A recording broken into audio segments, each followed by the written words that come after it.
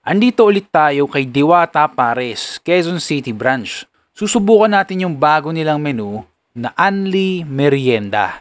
Ganun pa din ang procedure, magbabayad ka muna, after mo magbayad, bibigyan ka nila ng bond paper na mayroong double-sided tape. Dito sa kanilang Unli Merienda, yung mga street food favorite natin, yan ang ino-offer nila dito. Yung mga tusok-tusok, fishball, squidball, kikiam, hotdog, siomay, ginataang bilo-bilo, kwek-kwek, Filipino pancake. Meron ding sa bakonyelo, pero ikaw yung gagawa nun. Meron ding palabok, spaghetti. Yung spaghetti nila, dapat bake mac yun, kaso naubos na daw. Meron din silang juice at ice scramble. Yung ice scramble nila, pagpapagawa ka lang kay kuya. Meron tayong unlimited merienda sa halagang 149 lamang. Ito ho ang inyong lingkod. Kung may hiwaga, may diwata, may inkanto, may impacta. Kumain na kayo! Kumain na kayo now na!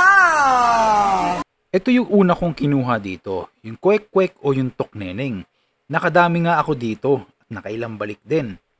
Crunchy dahil bagong luto, tapos yung suka masarap din. Yung spaghetti nila okay lang din ang lasa.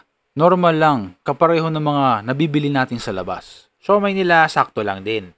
Pag nakulangan ka ng lasa, mayroon namang fried garlic, calamansi, toyo at chili oil para pandagdag sa lasa. Syempre yung all-time favorite natin. Pagdating sa street food, fishball, squidball, kikiam at hotdog. Naalala ko nga dati, after namin pumasok sa eskwelahan, ay bumibili kami bago umuwi. Ito naman yung kinain ni Adel, yung ginataang bilo-bilo, tapos sabay pa cute sa camera.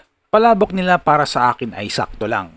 Pero si Adel, nagustuhan niya yung palabok. Masarap daw ang pagkakaluto. Tapos lalo daw sumarap nung nilagyan niya ng kalamansi. Ang masasabi ko, magkakaiba tayo ng opinyon sa panlasa. Kaya kung meron kayong chance na matikman ito, paki-comment na lang down below kung ano ang experience ninyo. Dito naman kung saan pwede kayong magpagawa ng ice scramble. Pwede din kayo mag-request kung gusto niyo ng mas madaming chocolate o kaya gatas. Kayo na ang bahala. Kung ano ang gusto niyo, ipalagay nyo lang kay kuya. Lahat pala ng ipinakita ko ay unlimited. Every Monday to Friday, weekdays lang. At nag-i-start ng 2 p.m. hanggang 5 p.m. ng hapon. For only 149 pesos. Tapos pag meron kang kasamang kids na 5-year-old below, free na po sila. Libre na ang bata na 5 taon pababa. At located itong Diwata Pares, Quezon City Branch sa 36 Morningstar Drive, Quezon City. Gusto mo ba ng ganitong klaseng content? Natipid, mura, sulit at honest review sa mga kainan?